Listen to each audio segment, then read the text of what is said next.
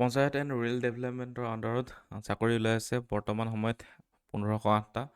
গতিকে ইয়াৰ বিষয়ে আমি সবিশেষ চাবলৈ গৈ আছোঁ। তো চেনেলটো যদি এতিয়ালৈকে ছাবস্ক্ৰাইব কৰা নাই ছাবস্ক্ৰাইব কৰি ল'ব। আৰু আগন্তুক যি নটিফিকেশ্যন আছে জব ৰিলেটেড আৰু লগতে যিখিনি আপোনালোকে প্ৰিপেৰেশ্যন চলাবলগীয়া হয় সকলোখিনিৰ ভিডিঅ' এই আপোনালোকে চেনেলত পাব। আৰু অনলাইন কৰ্চো পাব, লগতে আমি যিবোৰ বুক পঢ়াইছোঁ ই বুক সেই সকলোবোৰ আপোনালোকে এইটো চেনেলতে পাব। আৰু চেনেলটো ছাবস্ক্ৰাইব কৰি ল'ব। আৰু জব ৰিলেটেড যিমানখিনি ইনফৰমেশ্যন আছে, অৰ্থাৎ আহিবলগীয়া জব আছে আৰু জব ৰিলেটেড আপোনালোকে কি ধৰণৰ প্ৰিপেৰেশ্যন কৰিবলগীয়া সকলোখিনিৰ বাবে এই চেনেলটোত আপোনালোকে বিষয়বস্তু পাই যাব। গতিকে আপোনালোকৰ আজি যোনখিনি আছে, যোনখিনি ভিডিঅ'টো বনাবলৈ গৈ আছে সেইটো হৈছে PNRD টোটেল ভেকেঞ্চি ওলাইছিলে 1508টা। এই 1508টা ভেকেঞ্চি ক'ত কেনেকৈ ওলাইছে আমি সকলোখিনি ডিটেইলছ চাবলৈ গৈ আছোঁ। তো আপোনালোকে দেখে যদি এখন notification Assam government of Assam, ঠিক আছে, government of Assam commissioner of the panchayat and rural development. তো ইয়াৰ আণ্ডাৰ নটিচখন যোনখন পাব্লিছ হৈছে এখন হৈছে এডভাৰটাইজমেণ্ট নম্বৰ, ঠিক আছে। এডভাৰটাইজমেণ্ট দিয়া হৈছে যে commissioner panchayat and rural development Assam invites application from candidates who are citizen of India as define as article 5 to 9। Article 5 আৰু 9ত যোনটো মানে এইটো আচলতে চিটিজেন যিমানখিনি এইখিনি ইমান দৰকাৰ নাই। মুঠতে ইণ্ডিয়াৰ যদি চিটিজেন হয় তেতিয়ালৈকে তেওঁলোকে এপ্লাই কৰিব পাৰিব। টোটেল পষ্ট ওলাইছে 1508টা, ঠিক আছে। 8টা ভেকেণ্ট আছে। এইখিনি গোটেইখিনি কিহৰ পষ্ট হয়, গভৰ্ণমেণ্ট অফ আছামৰে হয়, কিন্তু কণ্টেক্সুৱেল পষ্ট হয়। বৰ্তমান সময়ত দেখা গৈছে যে বেছিভাগ কণ্টেক্সুৱেল পষ্টেই ওলায়, ঠিক আছে। আৰু যোনখিনি পাৰ্মানেণ্ট পষ্ট ওলায় সেইখিনি ADR আণ্ডাৰতে হোৱা দেখা যায়। গতিকে কণ্টেক্সুৱেল পষ্ট হয় 1508টা পষ্ট। আৰু কি কি কেটেগৰী আছে, ইচ কেটেগৰী কেনেকৈ এপ্লাই কৰিব পাৰিব গোটেইখিনি আমি এই ভিডিঅ'টোতে পাই যাব। তো কৈছে যে date and the venue of the written test will be intimated due to course of the time by SMS। গতিকে ইয়াৰ লগতে কি হ'ব, ইয়াৰ বাবে এটা ৰিটেন টেষ্ট অনুষ্ঠিত হ'ব, ঠিক আছে। সেইটো SMS যোগে নহ'লে আপোনালোকৰ যোনটো ৱেবছাইট আছে ৱেবছাইটতো জনাই দিয়া হ'ব, যোনটো www.ruralassam.government.in। গতিকে এপ্লিকেশ্যন লাষ্ট ডেট কেতিয়া, 22 তাৰিখ, মাৰ্চ মাহৰ 22 তাৰিখ, অৰ্থাৎ অহা 22 তাৰিখে লাষ্ট ডেট। তাৰ আগতে আপোনালোকে এপ্লাই কৰিব লাগিব। এতিয়া পষ্টখিনি চাই ল'ম, ঠিক আছে। কোনো ধৰণৰ ফিজ নালাগে, পষ্টখিনি চাই লওঁ। তো কৈছে যে position wise vacancy with the monthly remuneration given below'. তো কিমান পইচা দিয়া হ'ব আৰু পষ্ট কি কি সেইটো আছে। প্ৰথমতে ওলাইছে মনৰেগা, ঠিক আছে, প্ৰগ্ৰাম মনৰেগা আণ্ডাৰত ওলাইছে। নামটো কি, এক্ৰিডিটেড ইঞ্জিনিয়াৰ। তো তাৰ কাৰণে টোটেল পষ্ট কিমান আছে, 291 পষ্ট, ঠিক আছে। 18,000কৈ দিয়া হ'ব। 18 বছৰৰ পৰা 40 বছৰলৈকে এপ্লাই কৰিব পাৰিব। আৰু কি লাগিব, diploma in civil engineering with diploma with computer application, ঠিক আছে। গতিকে চিভিল ইঞ্জিনিয়াৰিং ডিগ্ৰী থাকিব লাগিব আৰু কম্পিউটাৰ এপ্লিকেশ্যন থাকিব লাগিব, ঠিক আছে। তাৰপিছত হয়তো হৈ গ'ল। তাৰপিছত নেক্সটটো হৈ গ'ল মনৰেগা আণ্ডাৰতে, এইটো হৈছে গ্ৰাম ৰোজগাৰ সহায়ক। এইটো আপোনালোকৰ হেল্পাৰ হ'ব।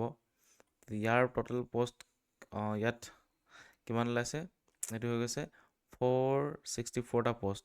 আৰু একেই 18 বছৰ পৰা 40 বছৰলৈকে এপ্লাই কৰিব পাৰিব। 15,000 চেলেৰি পাব মান্থলি। তো এইটো হ'ব লাগিব গ্ৰেজুৱেট হ'ব লাগিব, যিকোনো ধৰণৰ গ্ৰেজুৱেট হ'ব লাগিব, কিন্তু মিনিমাম 50% থাকিব লাগিব, ঠিক আছে। গ্ৰেজুৱেশ্যনত 50% লাগিব। আৰু distance education degree approve by the, আৰু ডিষ্টেঞ্চ হ'লেও হ'ব, ডিষ্টেঞ্চত আপোনালোকে পঢ়া শুনা কৰিলেও হ'ব, ডিষ্টেঞ্চ এডুকেশ্যন থাকিলেও হ'ব। তাৰপিছত এইটো হ'ব। তাৰপিছত কৈছে যে must possess diploma in computer application, মানে ছমহীয়া এখন কম্পিউটাৰ চাৰ্টিফিকেট থাকিব লাগিব। আৰু কি, মোবাইল এপ্লিকেশ্যন চলাবলৈ, এইটো চবেই জানে আৰু মোবাইল চলাবলৈ সেইটো জানিব লাগিব বাছ, মানে এইটো 50% আপোনালোকৰ লাগিব ডিগ্ৰীত। তাৰপিছত মনৰেগা আণ্ডাৰত আকৌ এটা হৈ গ'ল কম্পিউটাৰ এছিষ্টেণ্টটো একেই।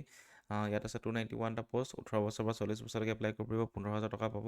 আৰু সেইটো একেই 50% লৈ কিনি গ্ৰেজুৱেশ্যন BSc এইবোৰত মানে আপোনালোকৰ 50% থাকিব লাগিব গ্ৰেজুৱেশ্যনত। আৰু ডিষ্টেঞ্চ এডুকেশ্যনৰ পৰা কৰিলেও হ'ব, প্ৰব্লেম নাই, ঠিক আছে। তাৰপিছত কি থাকিব লাগিব, কম্পিউটাৰ চাৰ্টিফিকেট, ছমহীয়া কম্পিউটাৰ চাৰ্টিফিকেট থাকিব লাগিব। তাৰপিছত আকৌ এবাৰ ওলালে PMG ফাইনেন্স কমিশ্যনৰ আণ্ডাৰত আকৌ ওলাইছে যে গ্ৰাম পঞ্চায়ত কৰ্ডিনেটৰ। এইটো পষ্ট আছে 462টা। 18 বছৰৰ পৰা 40 বছৰলৈকে এপ্লাই কৰিব পাৰিব, 15,000কৈ দৰমহা পাব। আৰু কি হ'ব লাগিব, ছেইম একেই 50% থাকিব লাগিব গ্ৰেজুৱেশ্যনত মাৰ্কছ, আৰু হৈ গ'ল ডিষ্টেঞ্চ এডুকেশ্যন থাকিলেও হ'ব, ডিষ্টেঞ্চত পঢ়িলেও হ'ব, আৰু লগত এখন 6 মহীয়া কম্পিউটাৰ ক'ৰ্ছ লাগিব। ঠিক আছে, তো এইখিনি আছিলে পষ্ট গোটেইখিনি। আপোনালোকৰ কেটেগৰী দেখাই দিছে ইয়াত কেনেকৈ কি পষ্ট কিমান এফিলিয়েটেড হৈ আছে। তো এগ্ৰিগেটেড ইঞ্জিনিয়াৰ আছে 291টা, চিভিল ইঞ্জিনিয়াৰিং ডিগ্ৰী লাগিব, তাৰপিছত কম্পিউটাৰ চাৰ্টিফিকেট এখন থাকিব লাগিব, 18 বছৰ বা 40 বছৰ কম্পিউটাৰ এছিষ্টেণ্ট।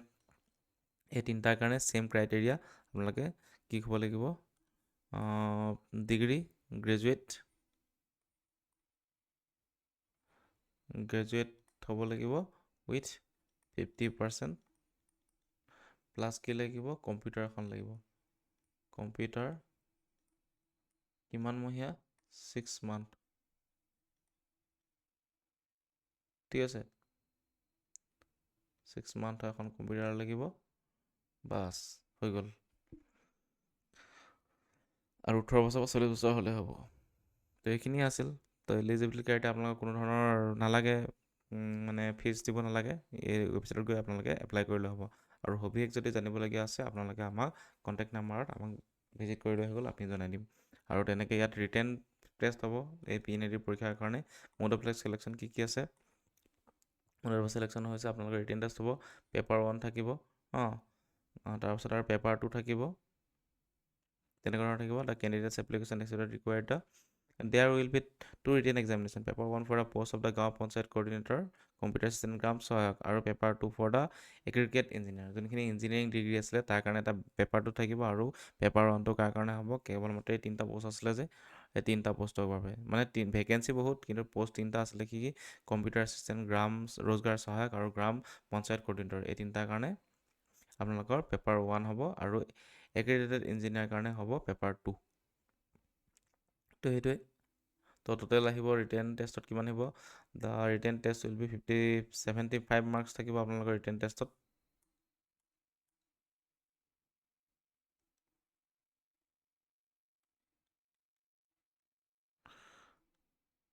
তাৰপিছত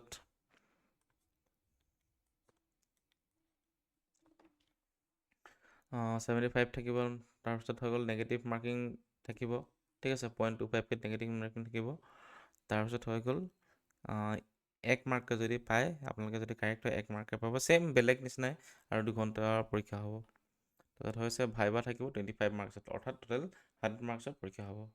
তো এইখিনি আছিল, আৰু যি লাগে আপোনালোকৰ ডকুমেণ্টটো আছে, জানেই চাগে কি লাগে, আৰু যদি নাজানে তেন্তে আপোনালোকে কিবা কমেণ্ট কৰি জনাব। আৰু ডকুমেণ্ট কি লাগে এইটো আপোনালোকে দেখিছে, ইয়াত দি দিছে কমেণ্ট, ডকুমেণ্ট কি লাগিব।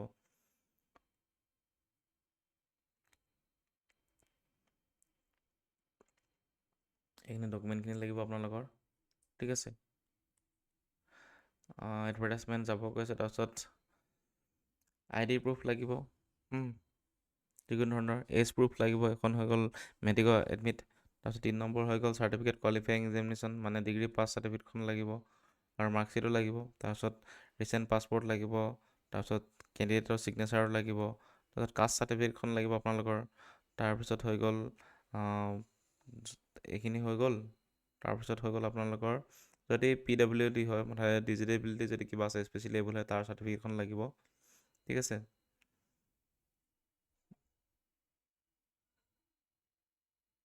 তাৰপিছত কৈছে যে কি লাগিব আৰু বেলেগ ডকুমেণ্ট,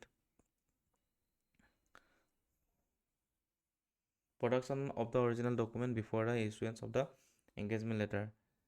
যেতিয়া আপোনালোকে সকলোখিনি হৈ যাব, পৰীক্ষা পাছ কৰি যাব, তেতিয়া আপোনালোকে কি লাগিব, এই গোটেইখিনি আপোনালোকে ডকুমেণ্ট ছাবমিট কৰিব পাৰিব লাগিব। ঠিক আছে, the testimonials documents of the selected candidates will be verified by the selection committee before the issuance of the engagement letter. All the selected candidates have to produce the original documents and testimonials before the selection committee as when called for.